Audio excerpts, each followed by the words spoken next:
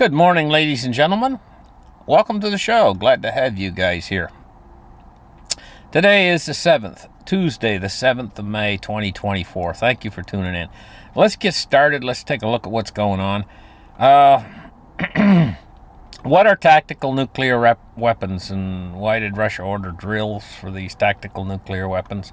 Well, you know, these modern aircraft can carry the tactical nuclear weapons, and I think lately in some of the articles I've been reading online here that they've been kind of downplaying the strength of the tactical nuclear weapons. They're not all created the same. Yes, some of them are under 1 kiloton of explosive power. And when you consider that the bomb dropped on Hiroshima, I think was around 14 kilotons. If you're downplaying the power of a tactical nuke, then you could say, well, it's less than what was dropped on Hiroshima by 1/13 or 1/14 the size. And yes, it's true, they do have tactical nukes that small. In fact, they got tactical nukes that are so small that they're in the order of almost a similar explosion to a really large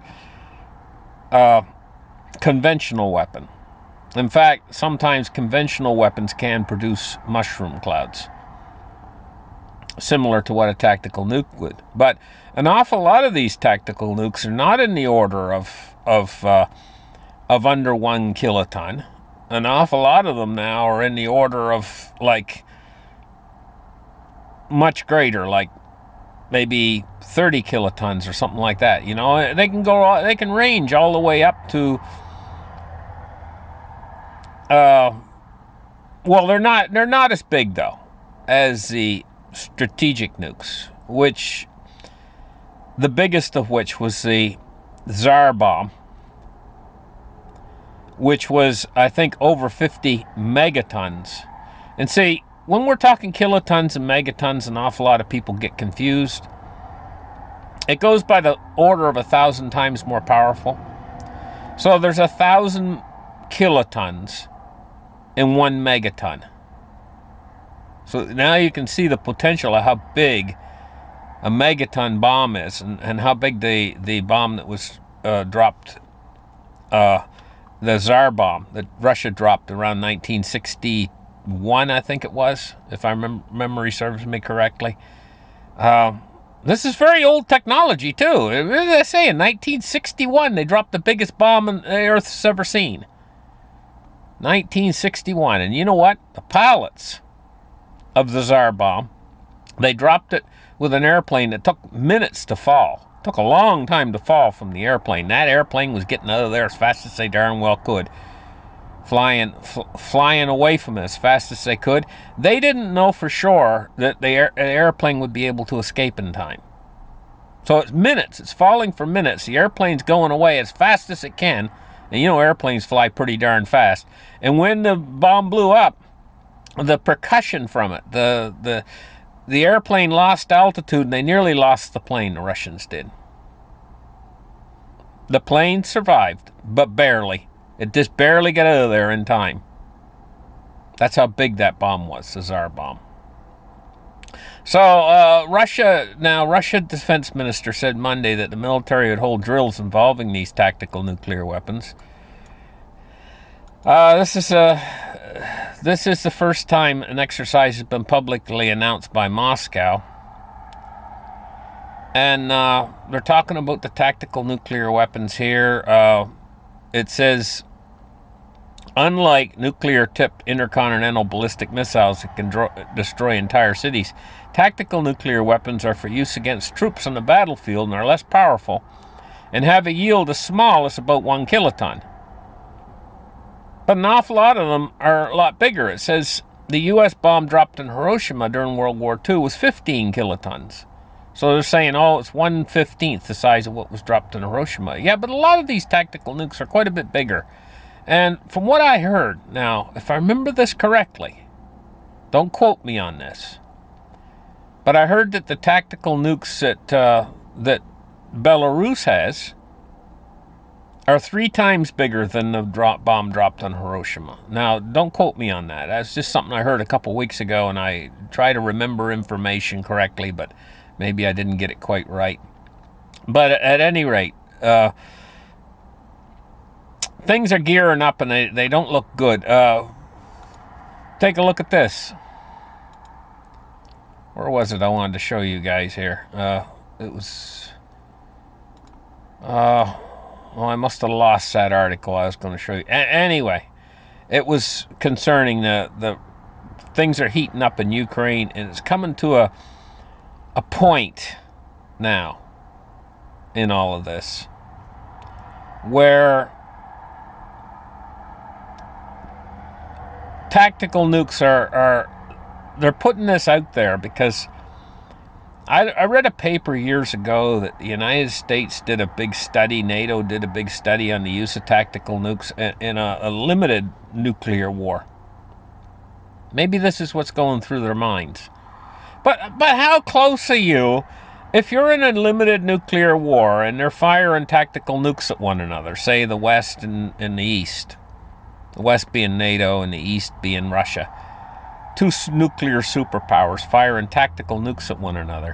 When you get to that point, how close are you to all-out nuclear war? And how frightening would that be? And what about this right here?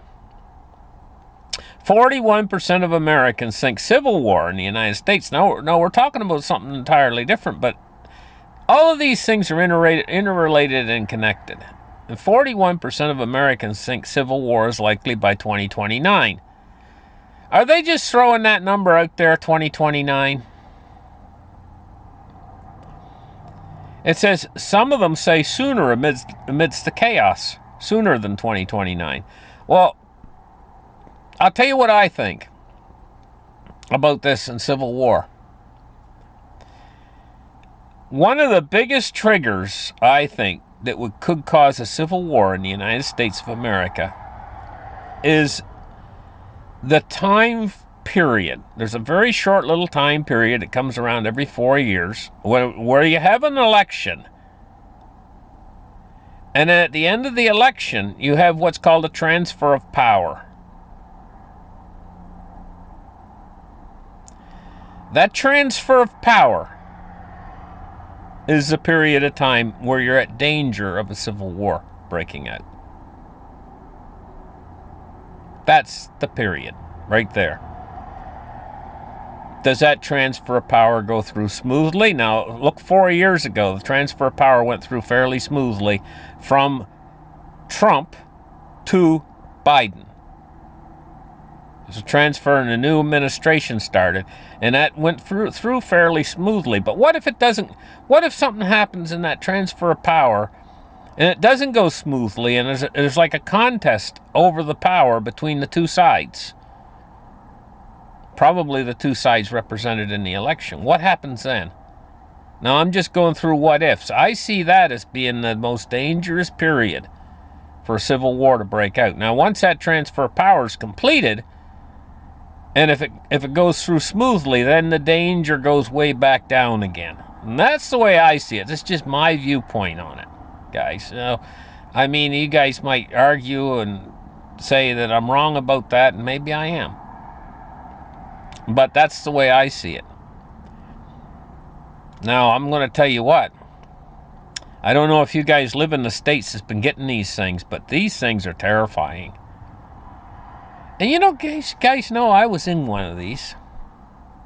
And it probably looked very similar to that one right there. But I can't tell you for sure because I wasn't looking at it from a distance. It was right over my head. and it was about... I was inside a car. It tried to pick my car up. Down there fishing, down in Florida. And a water spout come in off the ocean, and it come in, and the only reason why I'm probably still here is because as a water spout, they're not as powerful. They suck water up into the funnel, and it slows the funnel down somehow, and it makes them not quite as powerful. But once that gets over land, it picks up strength really fast. And so I was parked near the water, only a few hundred feet away from the water.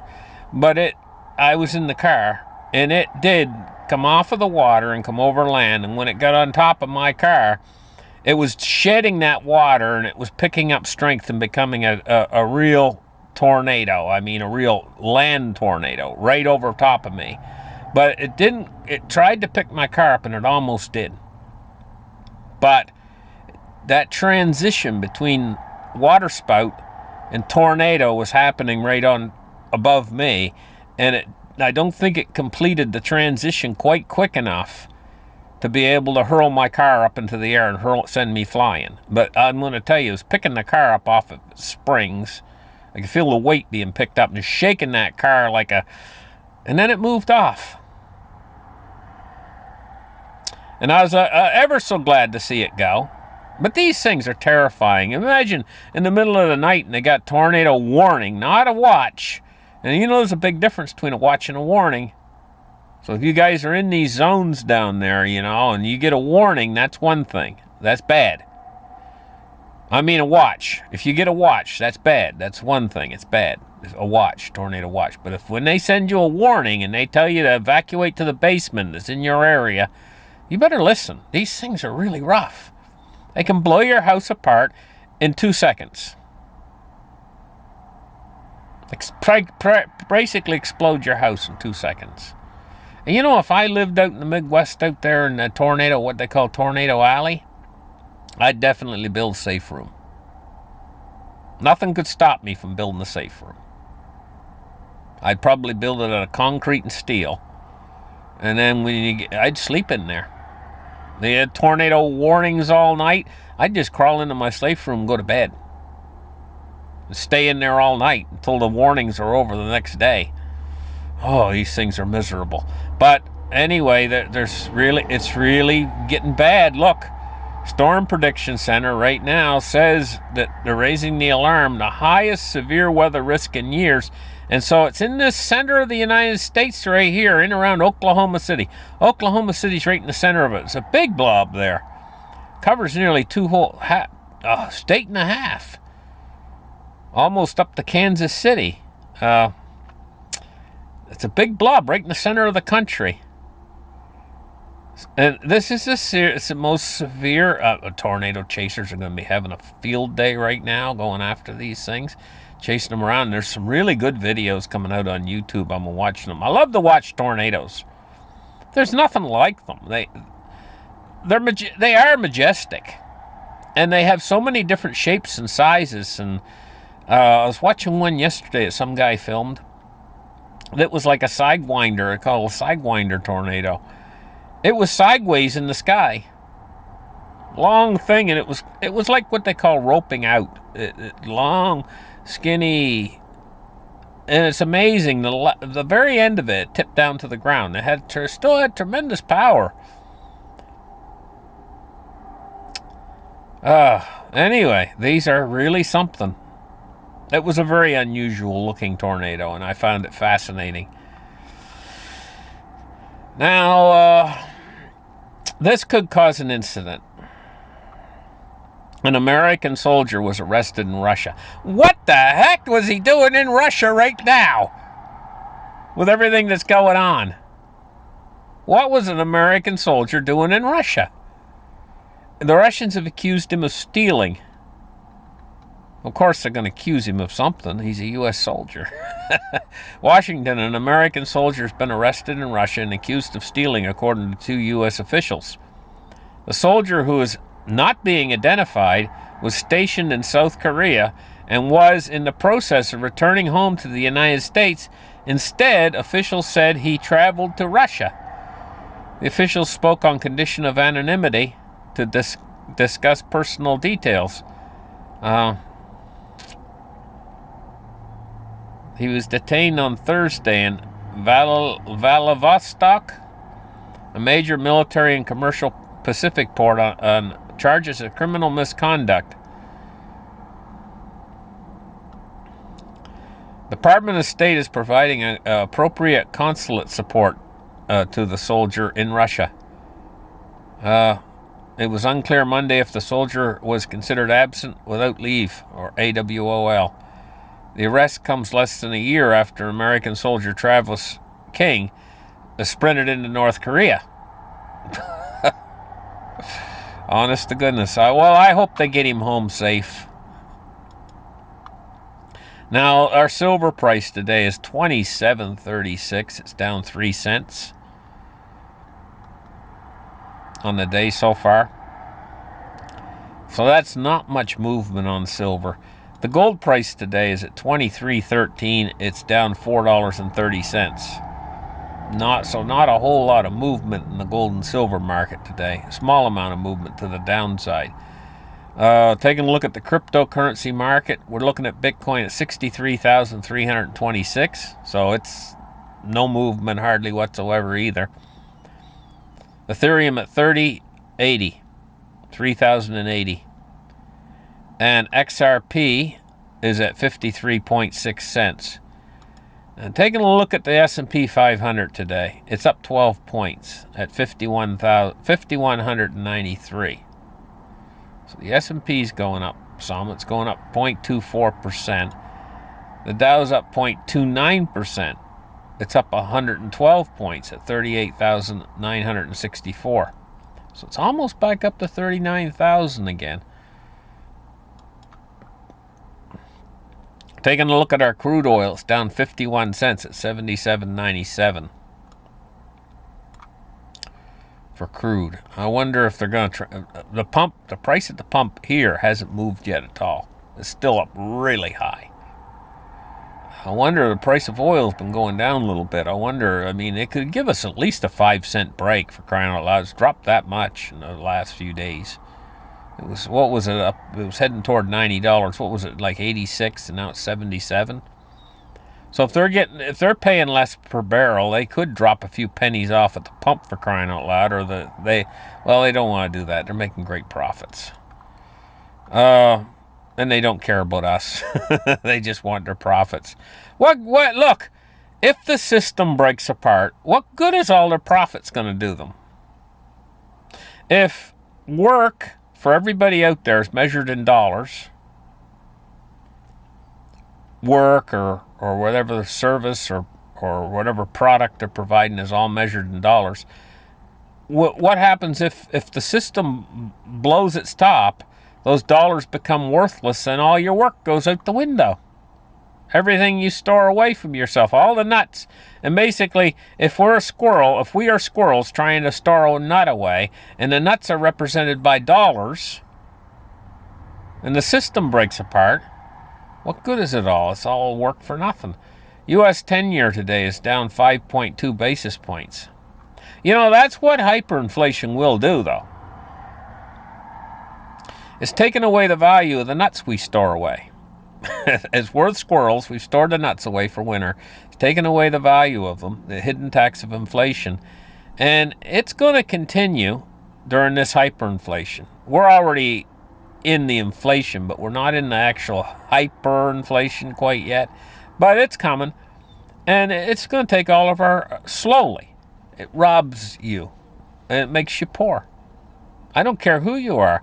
And so in a time like this, what really becomes important is wealth preservation. Not so much wealth, increasing your wealth at that point, but saving your wealth from the ravages of inflation. Look, these really rich people out there, they might say they got $40 billion, right? Well, if you got a 20% inflation rate, you're going to lose 20% of that $40 billion. It starts to really, and that's per year. Starts, no matter, in the end, you're chasing your tail, because no matter how hard you're working, and no matter how much money you're pulling in, putting away, maybe you've went from 40 to 42 billion, you got another 2 billion. It ain't gonna matter if you got 20% inflation. You're gonna have to, at some point, it's gonna strike all these rich people out there. At some point, they're gonna say, hey, you know what? Losing 20% a year to inflation. The CPI now is up to over 20%. Losing 20% a year to inflation. And I'm not keeping up, because my big pile of money that I've cheated everybody to get, stepped on other people's lives to get this big pile of money. Say he's got $40 billion. At some point, he's going to say, hey, you know what? I got to get into something that's going the other way, because I'm losing 20% on 40 billion. What would that be? A big pile of money. Every year he's losing. He's not making it as fast as he's losing it at that point. And he's got to get into something that's going in the opposite direction, like maybe gold or silver or something. It's going to strike all of them at the same time. And that's when you're really going to see these other asset classes going up. It's going to become really noticeable, and that's when everybody's going to want them, but they're not going to be available properly in physical form. It's going to be very difficult to obtain them. First, silver is going to be very difficult to obtain, and then gold is even going to become difficult to obtain, because there's so much fiat out there. And when it starts chasing real value, rather than chasing all these derivatives products and bond market. Here's the bond market today. Let's take a look at it. 10-year at 4.43 and the U.S. 30-year at 4.58. So it's cooled off a little bit. Its yields have fell 5.4 basis points on the 10-year, and the U.S. 30 years fell 6.2. Very likely that this is a controlled demolition right here, and it's being done to stabilize everything, stabilize the markets, because I told you guys we were heading up toward, on the 10-year, we were heading up toward 5%, and now we're backing away from that. And that's going to help stabilize the financial system again. They're going to try everything that they can do, every trick in the book, and there's probably a lot of tricks that the Federal Reserve has not pulled out of their hat yet. So you guys are going to see a lot happen. Okay, the dollar index is 105.14 today, and it's hard to tell. I just think it's going along sideways today. It's got that look. This is basically where it started the morning. Anyway, listen, thank you guys for listening to my show. Like and subscribe. Give me a big thumbs up. You guys have a great afternoon. Bye-bye.